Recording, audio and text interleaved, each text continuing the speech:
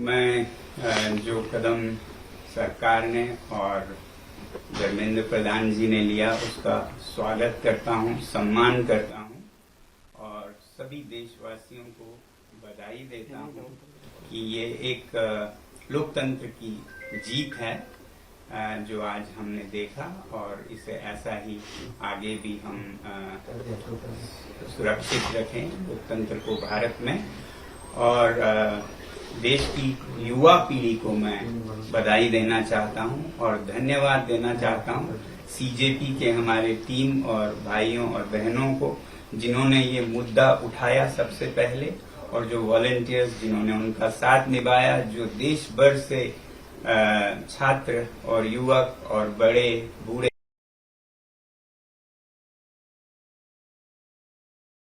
लोकतंत्र के लिए खड़े हुए, उन सबका सम्मान करता हूं मैं। और सबसे बड़ी बात कि जिस तरह से उन्होंने शांति बनाए रखा जहां ये प्रदर्शन हो रहे थे, कुछ जगहों पे दुर्भाग्य है कि छुटपुट घटनाएं भी देखी। मुझे उम्मीद है कि इस शांति को हम बनाए रखें और कहीं भी कोई गलत बात नहीं होगी आगे भी। ये जो शक्ति है लोकतंत्र की वो हमारी शांति से हुई है, ना कि हमारे बाजुओं के बल से।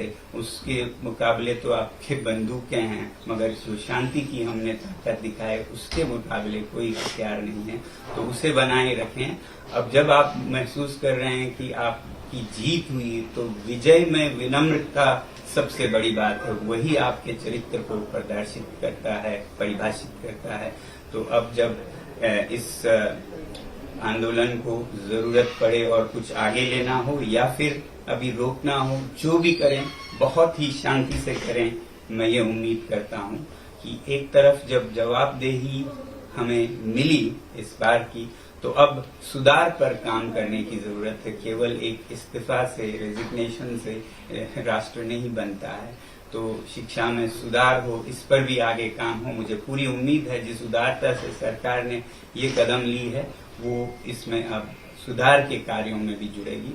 सुधार सिर्फ शिक्षा में नहीं बल्कि शासन में भी मेरी उम्मीद है कि अब से देश चलाने का तरीका जरा बदलेगा। जहां भय है वो नहीं बल्कि प्यार मोहब्बत से देश को चलाया जाएगा और अन्याय न होकर सत्य के रास्ते पे चलाया जाएगा।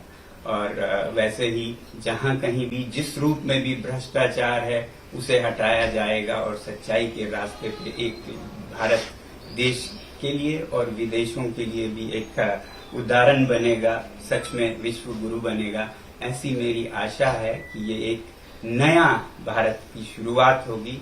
मैं उम्मीद करता हूं सरकार से कि इस बदलाव के साथ ही बहुत से और बदलाव भी लाएंगे शासन चलाने के तरीकों में भी।